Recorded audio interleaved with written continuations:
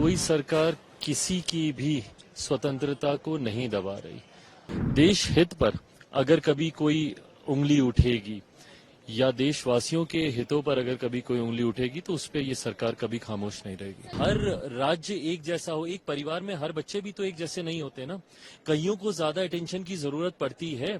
बिहार पिछड़ा राज्य है, ये बात किससे छुपी हुई है? कोई सरकार किसी की भी स्वतंत्रता को नहीं दबा रही। और मैं बार बार इस बात को हाईलाइट नहीं करना चाहता, बट ये लोगों का कोई हक ही नहीं है किसी की भी स्वतंत्रता के ऊपर चर्चा करने का।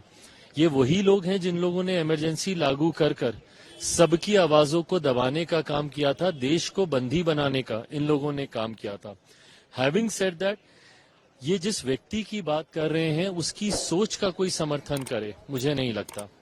ऐसे में जीतकर वो आए हैं, सदन का वो हिस्सा है, अपनी बातों को रखें, बट हाँ, देश हित पर अगर कभी कोई उंगली उठेगी या देशवासियों के हितों पर अगर कभी कोई उंगली उठेगी तो उस पर ये सरकार कभी खामोश नहीं रहेगी। एनडीए का सहयोगी होने के नाते मैं सबसे पहले मेरे प्रधानमंत्री जी को बिहार की 14 करोड़ जनता की तरफ से धन्यवाद करूंगा कि पहली बार देश में एक ऐसे प्रधानमंत्री आए, देश में एक ऐसी वित्त मंत्री आई जिन्होंने एक बड़ी आबादी की चिंता की।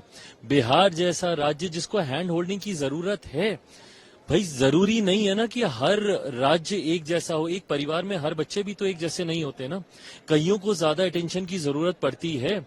बिहार पिछड़ा राज्य है, ये बात किससे छुपी हुई है? और लंबे समय से हम लोग मांग करते थे, मेरी समझ के परे है। और जवाब दे कांग्रेस और राजद के लोग कि भाई क्यों इस बात का विरोध किया जा रहा है। आज अगर बिहार को अगर हैंड होल्डिंग की गई है, बिहार के लिए अगर सहूलियतें दी गई हैं, तो इस बात से राजद और कांग्रेस के लोग किस मुंह से जाएंगे? ये लोग अभी अगले साल ही बिहार में चुनाव है, किस मुंह से जाएंगे ये लोग बिहार में वोट मांगने? और ये वो राज्य हैं जिनकी लंबे समय से मांग रही है। हम लोग लंबे समय से विशेष राज्य के दर्जे की हम लोग मांग करते रहे, बट हम लोग इस बात को भी जानते हैं कि जो प्रावधान है आज की तारीख में, संभवतः उसके तहत तुरंत हम लोग को स्पेशल कैटेगरी स्टेटस नहीं मिल सकता है। पर जब तक नहीं मिल सकता, स्पेशल पैकेजेस भी तो मिलने चाहिए। कांग्रेस की अपनी खुद की सरकार थी ना, क्या किया इन लोगों ने 2004 से लेकर 2014 तक? जब तक ये लोग यूपीए की सरकार में, जब मनमोहन सिंह जी थे, उसी सरकार में इन प्रावधानों को भी समाप्त किया गया ना कि अब किसी राज्य को विशेष राज्य का दर्जा नहीं दिया जा सकता।